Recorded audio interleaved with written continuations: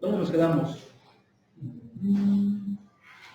Estábamos con la derivada de longitud de arco. ¿Sí? Estábamos revisando esos conceptos. Aquí estamos. Entonces, la derivada de la longitud de arco con respecto de t, pues es la norma o magnitud o intensidad de la derivada de la función vectorial. ¿Sí? Esta propiedad también es muy importante, la vamos a estar aplicando en problemas. Y luego viene un concepto importantísimo, fundamental en este capítulo, pero que impacta directamente a otras ramas de la ingeniería, como es el movimiento curvilíneo, como es la geometría diferencial incluso, que no la vamos a estudiar, no la vamos a repasar, pero sí es importantísima. El concepto de curvatura. ¿Qué es curvatura? Bueno, pues curvatura es un valor, es una variable. Bueno, obviamente una variable que toma diferentes valores, pero esa variable lo que nos va a indicar es qué tan cerrada o abierta está la curva en un punto. ¿Sí? Entre más cerrada esté la curva o la gráfica de la función va a tener mayor curvatura. Entre más abierta esté, va a tener menor curvatura. Por lo tanto, una línea recta tiene curvatura cero. ¿Sí? Una circunferencia tiene curvatura constante. De hecho, es la única curva cuya curvatura es constante, la de la circunferencia. Y esa curvatura, ¿cómo la sacamos? Bien, la curvatura para empezar se determina con la letra o se representa con la letra kappa, que viene siendo la K griega. Si se fijan, esto no es una K, es kappa, la letra griega correspondiente a la K. Y viene siendo la magnitud, intensidad o norma de la derivada del vector tangente unitario con respecto a la longitud de arco. ¿Qué podemos checar u observar en esta nueva fórmula? Pues tal vez dos cosas principales. La primera de ellas, que la curvatura, por lo menos en este capítulo, o bajo la perspectiva que lo vamos a estudiar, nunca es negativa. ¿Sí? O sea, una curvatura, como lo estamos analizando, va a ser un valor de 0 a infinito, pero nunca negativo. ¿Sí? Sin embargo, ya en geometría diferencial, geometría no euclidiana, el concepto de curvatura negativa pues sí existe, pero aquí no lo vamos a analizar de esa forma, sino con valores positivos. Bien, esa es una. La segunda, choca que derivemos con respecto a ese. Todas las derivadas que hemos visto han sido con respecto de t, ¿sí o no? Y aquí ya estamos derivando con respecto de S. O sea, yo sé que S, pues sí, es la longitud de arco, o la función longitud de arco, pero nada más hasta allí. Y además, bajo esa perspectiva, sería una variable dependiente. Y aquí, como estamos derivando con respecto de ella, pues sería la variable independiente. Entonces, ¿qué onda? Y la respuesta es sí, efectivamente es muy extraña esa derivada, porque siempre derivamos con respecto de t en estos temas. Entonces ahora tenemos con respecto de s. Por eso es que vamos a redefinir esta fórmula. A ver. Ok, la curvatura es el valor absoluto. Déjenme utilizar otro formol.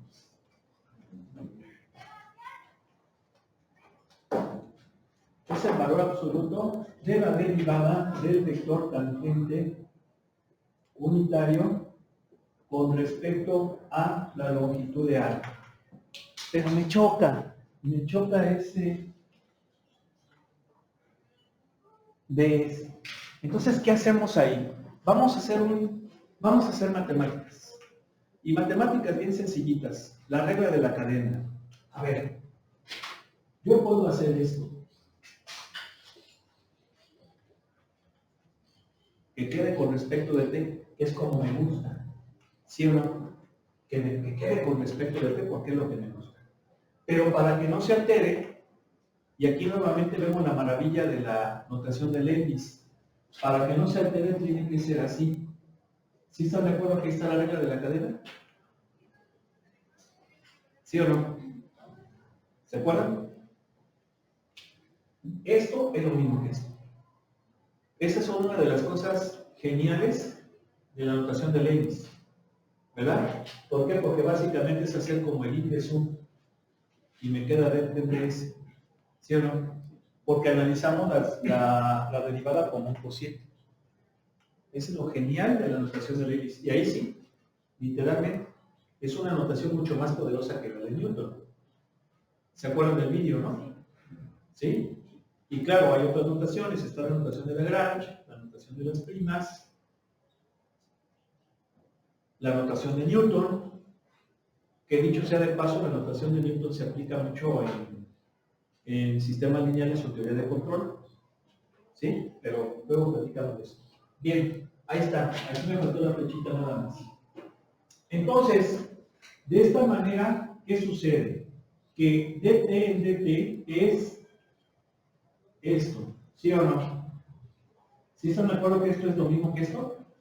Como estoy diciendo que mi variable independiente es t, todo lo que derive con ella pues, es prima, ¿verdad? La notación prima. Bien. ¿Y esto qué es? El dt en ds. El dt en ds se parece a algo que ya vi. Y aquí vamos a tener que hacer esto. ¿Están de acuerdo que el dt de s es lo mismo que 1 sobre ds en dt? Sí. ¿Sí o no? O sea, sí. ¿Por qué? Porque esto es el recíproco de esto. Y esto ya lo conozco. ¿Qué es el dt en ds? El dt en ds es, ¿qué cosa? La norma de la prima. ¿Sí o no? ¿Sí? La norma de la prima. Entonces, mira, ¿qué podemos hacer? Es así. El valor absoluto de un cociente es igual al cociente de los valores absolutos. Por lo tanto, lo podemos poner así.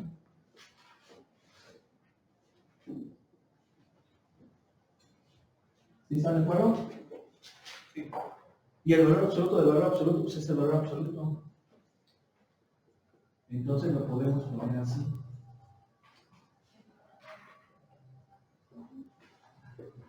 ¿Sí están de acuerdo? Y ya es una fórmula más digerible, ya no tan fea. ¿Sí o no? ¿Por qué? Porque ya estamos derivando con respecto de t, que es mi variable independiente. ¿Sí? Y esa fórmula es la que tenemos acá.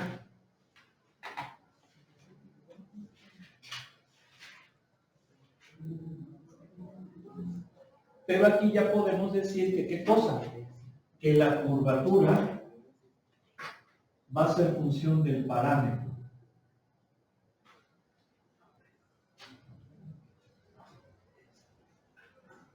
La curvatura va a ser función del parámetro, porque tanto esta como esta son función del parámetro. Aquí no, porque aquí como que estaba escondido, ¿sí o no? Por eso ahí no le ponía función de t.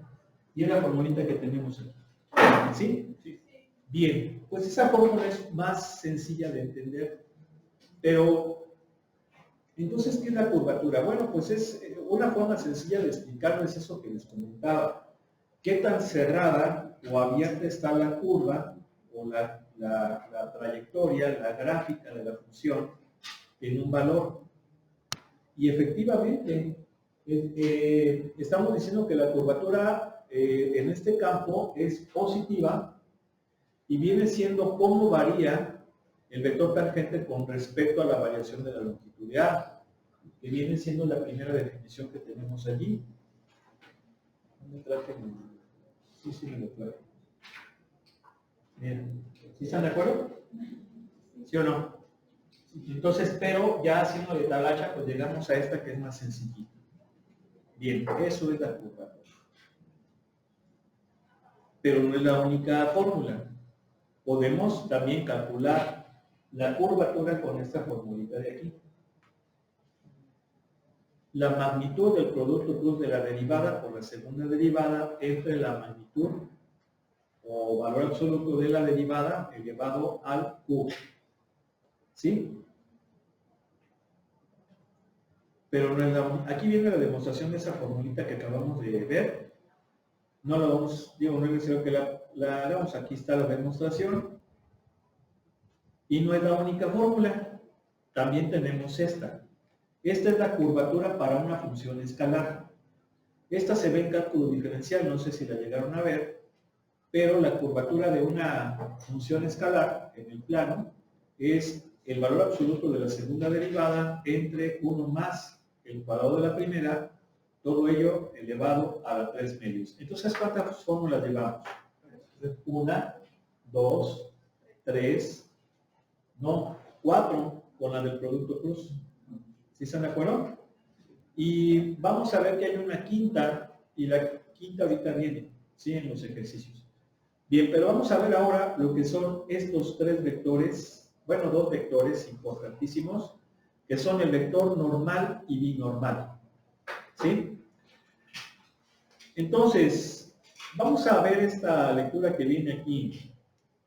En un punto dado de una curva espacial suave, existen algunos vectores que son ortogonales al vector tangente unitario. Esto lo podemos observar porque la magnitud del vector tangente unitario es igual a 1 para todo valor de t. Y nosotros sabemos que si el producto punto de t con su derivada es 0, eso significa que son perpendiculares. Acuérdense que esta demostración ya la habíamos hecho. Habíamos dicho que si la magnitud de un vector es constante, ¿sí se acuerdan la demostración que hicimos ayer? Si la magnitud de un vector no nulo,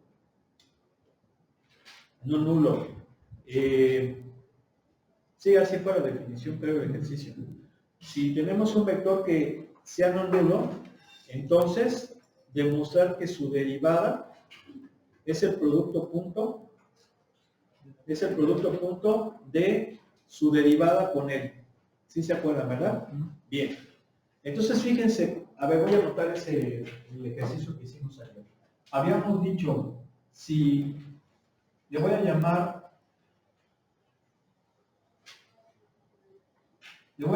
A, ¿o cómo le llamamos ayer? R de T. Si la magnitud de R de T es diferente de 0, es decir, es un vector no nulo, ¿sí están de acuerdo? Sí. Había que demostrar que la derivada de su norma, perdón, sí, que la derivada de la norma de su derivada, ¿sí era así, verdad? No, nada más era que la derivada de su norma es igual a su derivada punto L. ¿Sí están de acuerdo, verdad? Eso era. ¿Sí era así? Que lo comprobamos el día de ayer. Aplicamos esa propiedad de que la magnitud de un vector al cuadrado es igual al producto punto de él mismo. Sí, y todo partió de esa propiedad. ¿Sí están de acuerdo? Pero básicamente esa era la tesis, lo que había que demostrar. La hipótesis era esa. Muy bien. Entonces, fíjense bien, esto se está aplicando aquí. ¿Por qué? Porque en este caso estamos hablando de quién, del vector G, del vector T. Entonces, si yo le aplico esto al vector T mayúscula, que recuerden que es el vector tangente unitario, me va a dar esto. Y esto es quién? T prima punto T. ¿Sí están de acuerdo o no? Necesito que aquí abran los ojos y le piensen. A ver, este vector, ¿cómo se llama? Tangente unitario. ¿Por qué? Porque su normita, ¿cuánto vale? Vale 1. Eso significa que la derivada de su norma sería ¿qué cosa? La derivada de 1. ¿Y la derivada de 1 cuánto me da? Me da 0. Pero si aplico eso al teorema que demostramos ayer, significa que 0 es ¿qué cosa? Es esto, ¿sí están de acuerdo? Sí. Y entonces, ¿esto qué significa? Significa que t punto su derivada son perpendiculares.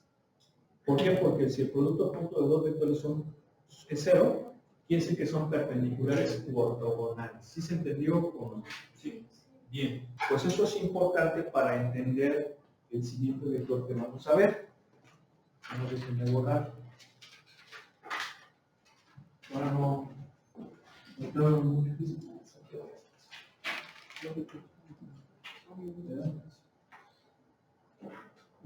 Mañana es jueves y luego tengo a ver.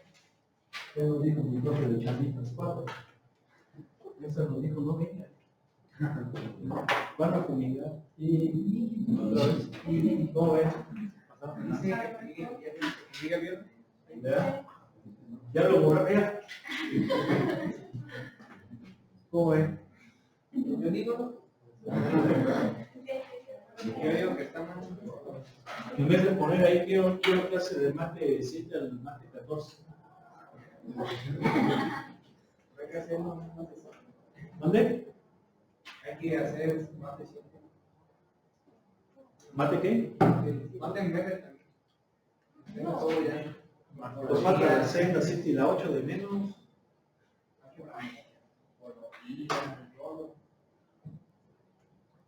Bueno, se supone que álgebra moderna ya. Bueno, que hay unos temas de álgebra moderna que sí están buenos. Entonces, fíjense, ¿sí se entendió? Sí. Bien, eso es importante ¿para qué? Para definir un nuevo vector que se llama vector normal unitario. El vector normal unitario es la derivada del vector tangente entre su norma. ¿Sí? Entonces, si estamos diciendo que el vector tangente y su derivada son ortogonales, ¿significa qué cosa? Significa que la derivada del vector tangente es la norma de t' por n. ¿Sí están de acuerdo o no? ¿Sí? ¿Sí o no? Sí. Bien. Entonces, si yo esto se lo aplico a aquello, ¿qué significa? Que t, si quieres, si le puedes apagar, ingeniero, por favor, mejor. Punto t', que viene siendo ¿quién? T punto esto por n. Aquí podemos aplicar la propiedad asociativa del producto punto, acuérdense, y me va a quedar así.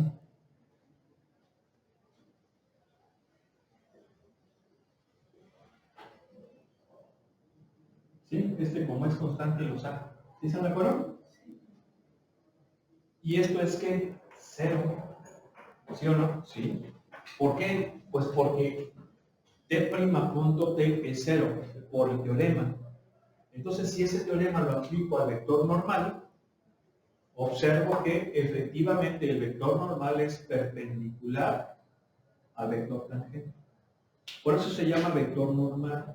¿Sí están de acuerdo? Ahora, para que esto pueda cumplirse, se necesita que la curva sea suave. Por eso decía ahí la palabra en inglés smooth. ¿Sí? Suave. ¿Qué significa curva suave? Miren, el concepto de curva suave se relaciona mucho con la derivada. Hagan de cuenta que estamos viendo cálculo diferencial, pero tal vez cálculo diferencial, pero de forma paramétrica.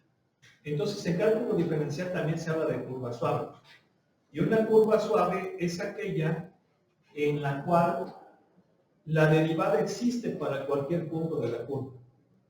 ¿Sí están de acuerdo? O bien que la función es derivable en cualquier punto de la curva. Si hay un punto donde no sea derivable, donde no exista la derivada, pues ahí no es porque no hay no es suave la curva. Entonces, es exactamente lo mismo aquí. Ahora, si ustedes recuerdan eso en cálculo diferencial, una curva suave es aquella que no experimenta cambios abruptos.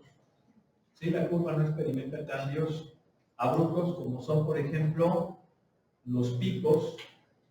Recuerden la función valor absoluto. La función valor absoluto, ¿sí se acuerdan? Es la famosa V. Sí. Entonces la función valor absoluto no es derivable en cero. No es derivable en cero. ¿Por qué no es derivable en cero, ingeniero Viles? ¿Por qué no es derivable en cero? Porque no es suave. Bueno, porque te lo acabo de decir. Pues sí, pero a ver, vamos a suponer que no lo sepas. ¿Por qué es derivable?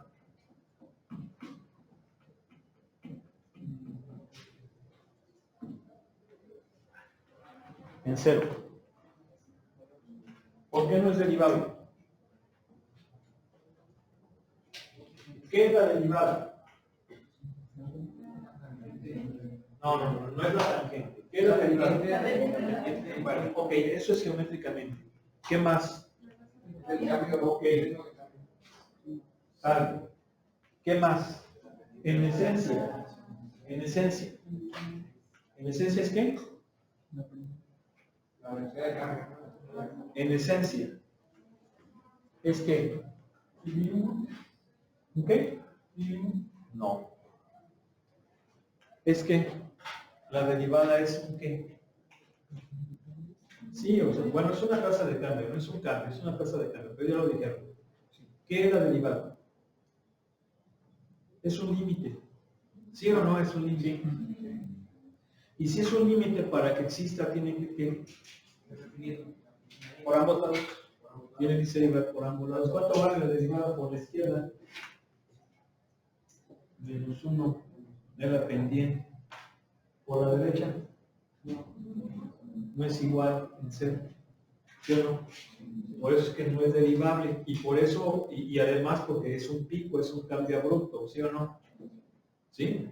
Es un cambio abrupto. Entonces, ahí no es derivable, no es suave. Tampoco es suave, por ejemplo, cuando tenemos asíntotas verticales. ¿Sí? En los asíntotas verticales, pues ahí tampoco es suave, porque hay un cambio. Tienes que ser, no es continua ni siquiera la función. Nótese cómo, y eso es importante a modo de resumen, la continuidad no garantiza diferenciabilidad o derivabilidad, pero al revés sí. Es decir, la derivabilidad o diferenciabilidad implica continuidad. Y eso lo estamos viendo aquí. La función es continua en cero, pero no derivable en él. ¿Sí o no? ¿Sí? Ahora, cuando tenemos asíntotas verticales, la función no es continua, pues va a ser diferenciable. ¿Sí o no? Entonces, cuando se presentan esas situaciones, no es suave. Por eso aquí lo decía el libro. Cuando la curva es suave, sí podemos suponer esto. Y por eso se llama vector normal. Y además, también porque en una curva suave, la magnitud de la derivada, ya no de esta, sino de la derivada, o sea, de grande' de t, tiene un valor diferente de cero. ¿Sí? Entonces va a ser ahí este. ¿Qué pasó, bueno? Que también los vértices de las funciones no. Bueno, en realidad una función no tiene vértices. Sería, por ejemplo, un polígono, pero sí, o sea, es un pico. Un pico. Bueno, si quieres No, verlo como vértices. ¿Quién? Sí, o sea, bueno, a lo mejor lo entendiste de esa forma, pero sí, o sea, no tanto que sea un vértice pero sí es un pico, un campo muy abrupto. Sí, por ejemplo, los vértices están en los triángulos, o las figuras, son las esquinas. Pero bueno, sí, o sea que termina en forma de esquina, pues. ¿Sale? Bien, entonces ese es el vector normal unitario, pero no es el único. hay un tercer vector. Y ese tercer vector también va a mostrar esas características de perpendicularidad. Y lo va a mostrar por el hecho de la forma en cómo se obtiene. Ese tercer vector se llama binormal. Y la binormal, obviamente de T, es el producto cruz del vector tangente con el vector normal. Pues como se obtiene a partir de un producto cruz, este vector es perpendicular tanto a T como a N. ¿Sí? Entonces, ¿qué tenemos aquí? Pues tenemos tres vectores que son el vector tangente. Aquí ya no, a ver, aquí me puedo poner de T, aunque no es necesario. Ya sabemos que todos son función de T. ¿Sí se entiende o no? Sí. Entonces, si no se lo pongo, ya se sobreentiende que son función de T. Bien, estos tres vectores que constituyen un marco o frame que se llama TNV. Vamos a suponer que este es T, este es N, son vectores unitarios, ¿sí? Son vectores unitarios, ¿por qué? Pues porque se dividen entre su magnitud. Y esta es la binormal, que es el producto cruz de dos unitarios, por lo tanto también es unitario. Y son perpendiculares entre ellos siempre y cuando la curva sea suave. ¿Sí? Si es suave, se va a, va a existir esa perpendicularidad entre ellos. Ahora, estos tres vectores juegan ahorita vamos a ver, juegan un papel importantísimo en varias ramas de las matemáticas. Pero aquí lo interesante es lo siguiente. Vamos a suponer que esta es una curva. ¿Sí? Una curva que viene siendo la gráfica de una curva paramétrica o función vectorial, que ya sabemos cómo lo podríamos hacer. Si esta curva es suave, vamos a suponer que esto es en forma vectorial. Claro, no le voy a poner las flechas, ¿sí? Aunque ya sabemos que nos podemos ir de R a paramétricas y etcétera. Podemos jugar, ¿sí o no? Movernos. Bien. Entonces, si es una curva suave, prácticamente eso significa que esto existe. ¿Sí? Incluso que la norma existe, la norma de la derivada. Esto me garantiza que sea derivable la función vectorial y entonces existe esa suavidad. Bien. Cuando la suavidad existe en la curva, para cualquier punto de la curva, ya sabemos que esos puntos corresponden a un valor dado de t, no sé, por ejemplo, TA, TD, TC, TD, ¿sí están de acuerdo? ¿Sí? Para cualquier de ese punto vamos a tener estos tres vectores que van a mostrar esta perpendicularidad rosados y se llama marco o frame TNV. Aquí tenemos, por ejemplo,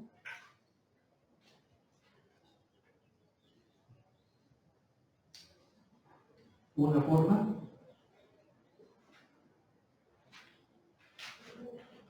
¿Sí? Aquí tenemos la otra.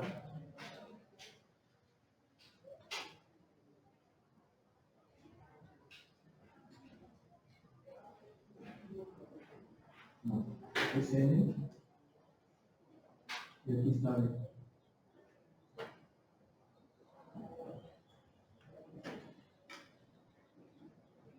Bueno, sí, ya ni modo, nada más que en esas circunstancias esto va para abajo. Ahorita les digo por qué para abajo. Aquí vamos a suponer este es el vector tangente. Acuérdense que este vector es tangente a la curva, ¿sí o no? Muy bien. Ahora, ¿qué onda con N? Bueno, N es muy importante porque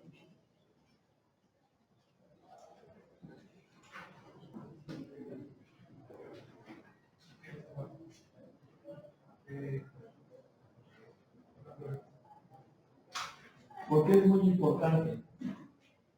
Porque recuerden que T es tangente a la curva en el punto. Y M es perpendicular a T, sí es suave, pero va dirigido hacia el lado donde se cierra la curva, hacia el lado cóncavo de la curva. Por eso es que en este caso iría hacia adentro. Y luego ve qué onda, pues lo saco con la regla de la mano derecha. T cruz B. Por eso es que iría hacia allá. ¿Sí o no? En este caso, pues T es así, suponiendo que esté más cerrada para allá, va a ser M y entonces B va a ser así. ¿Sí? En este caso aquí está T, vamos a suponer que se cierra hacia acá la curva, entonces va hacia acá B, en este caso T va así, N va hacia el lado cóncavo de la curva, hacia acá adentro, entonces aplicando la regla de la mano derecha iría hacia adentro, ¿sí o no? ¿Sí? Entonces si se fijan, vamos a suponer que ese marco es este, ¿sí? TNV, ¿sí? Entonces, ¿qué pasa? Que este frame o marco se va moviendo a lo largo de la curva y va haciendo esto, ¿sí? Va cambiando de posición conforme se va moviendo entre comillas a lo largo de la trayectoria, ¿sí? Háganme cuenta que es esto, ¿no? Va a rotar, va a volver a moverse, hace esto, ¿sí me explico? ¿Sí? Ahí lo podemos ver cómo van cambiando de posición los vectores. Bien, estos tres vectores se parecen mucho al frame, de hecho así se llama, frame o marco TNV. Frame o marco TNV. Pero se parece mucho al frame o marco IJK. ¿Por qué? Porque acuérdense que IJK son estos vectores, los vectores base. ¿Sí o no? ¿Sí o no? Sí. Aunque hay una gran diferencia. Este frame siempre es fijo y este no. ¿Sí o no? ¿Sí? Bien, entonces eso es importante. Vamos aquí a ver qué es lo que dice. ¿Me puedes encender, por favor, ingeniero?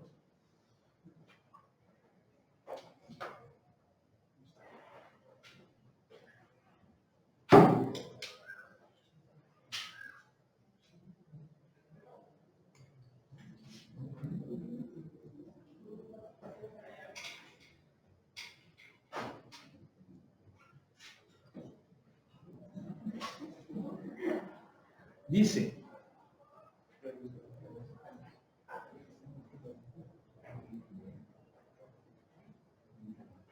no, estás bien cansado, ingeniero. Pues, ¿qué? ¿Lo viste viendo o qué? No, me duele el ojo. Como que me pica a veces. Ya te va a salir un granito. Ya esto por andar viendo ahí las... No. El canal feo, ¿no? Sí, a mí me pasó, sí les dije, ¿no? Yo se lo he hecho. Y a veces esas veces estoy ahí, no voy a ver qué película. Y de repente voy a un canal ahí que hasta, pues fíjense, pero fíjense cómo son. Porque por la tarde en el día te ponen así películas buenecillas y ya por la noche pura por. Y hasta le llaman, le ponen nombre al ¿cómo se llama? Al espacio. Noches de, ¿quién sabe qué significa? Creo que es en el gol, creo que es el gol de ¿ya? Pura. Sí, yo nomás sabía nomás, y fue así de rapidito. Yo acá bien, bueno, no vamos a ver por YouTube. Y al otro día en verano. No, como también. ¿Duele tener ¿Duele? Sí, las... ¿Cómo lo ven? Grano, pues. No, es que ¿qué pasa? No, pues claro que duele, pues no puedes cerrar el ojo.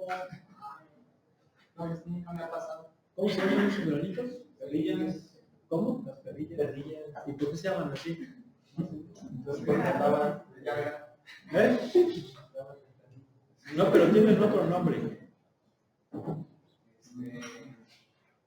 Son bolitas así como un barrito.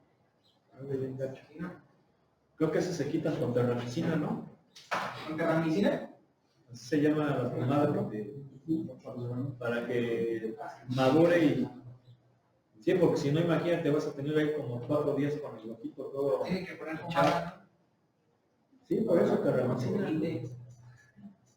Bueno, sí. A ver, miren, dice, nosotros podemos pensar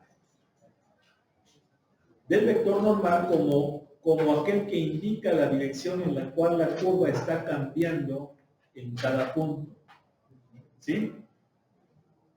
Por eso es que el vector normal se dirige al lado cóncavo de la curva, porque es hacia donde está cambiando la curva, hacia donde se está cerrando. Bien. Y aquí viene, pues esto, ¿no? Lo del marco TNV. Y dice, la figura 7 ilustra el ejemplo 3, mostrando los vectores Tn y B como en dos lugares, en un espiral, en una hélice.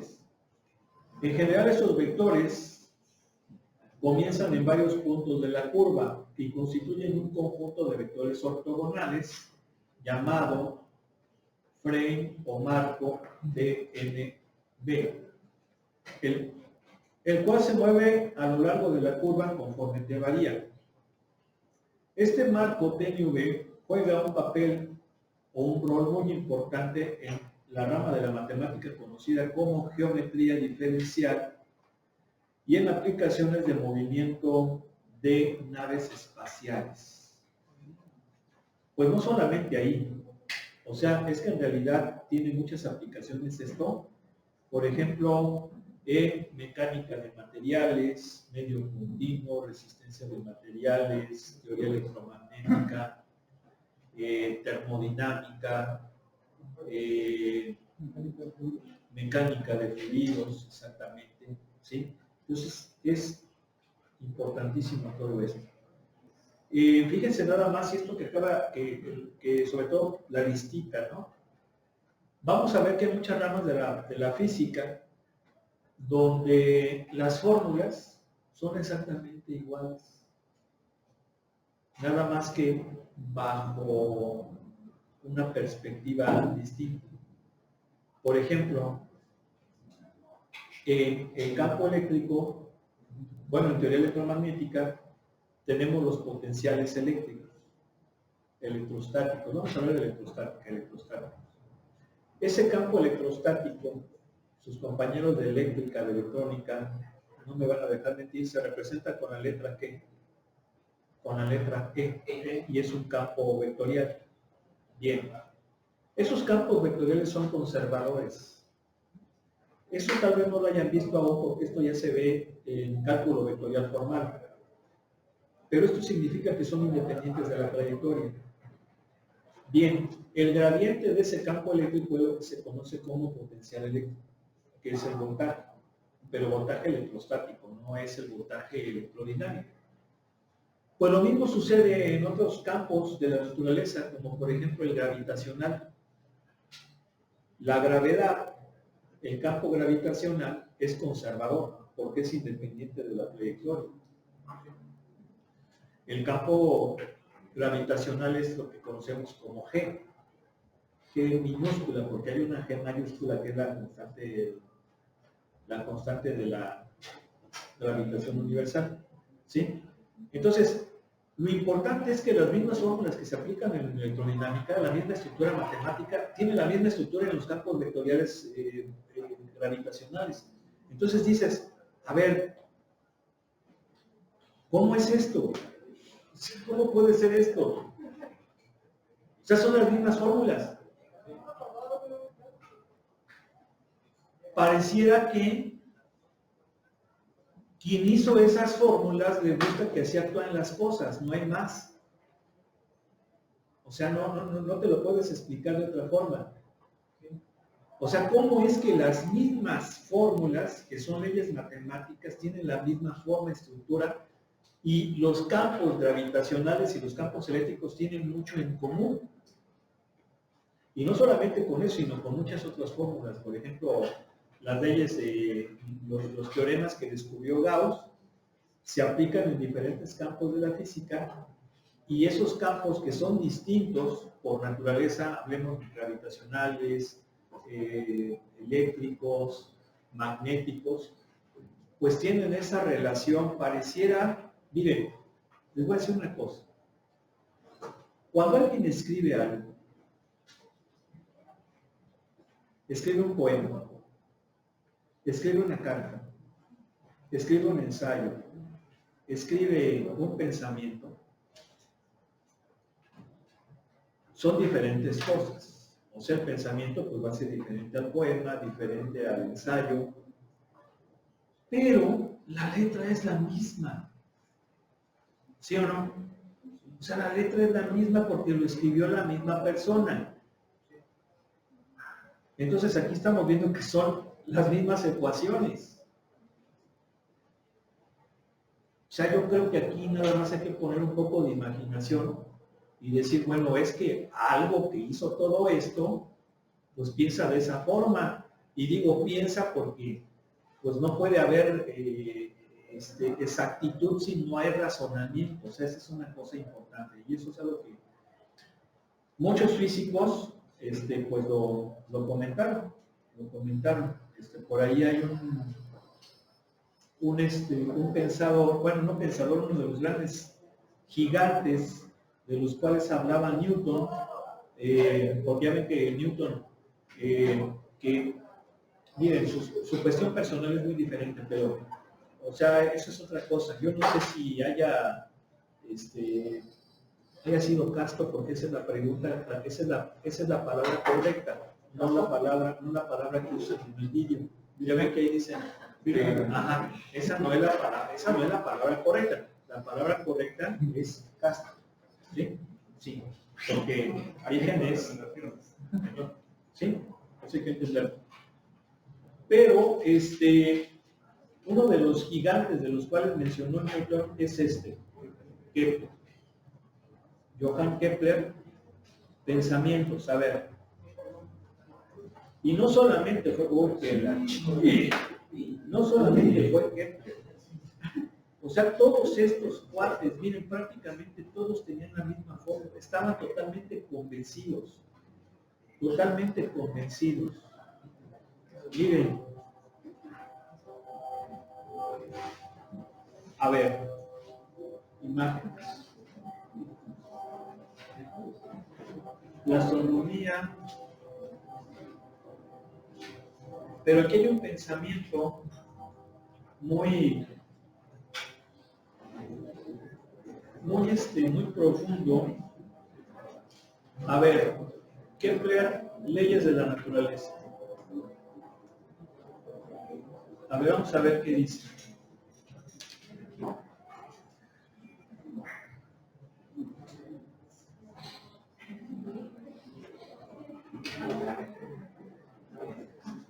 Bueno, ahí está saliendo con otras cosas, bueno, que se relacionan, pero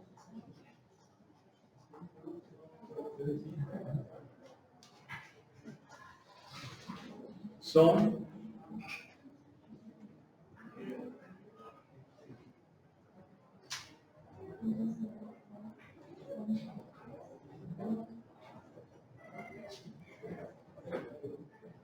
a ver,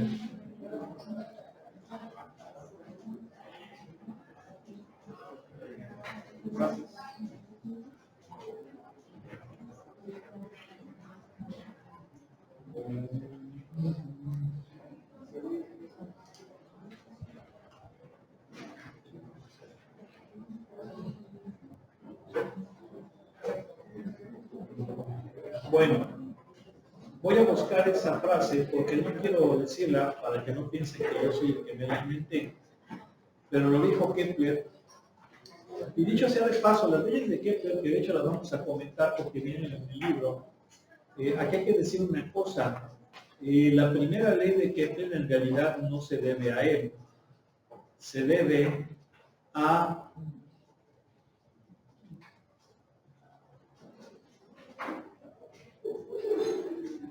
esta mujer, Hipatia. Claro que Kepler pues, le dio la forma matemática, pero en realidad esa primera ley la descubre esta genial mujer llamada Hipatia de Alejandría, que también por ahí vamos a comentar algo. Bien, pues que pasen buena tarde, vamos a dejarle aquí.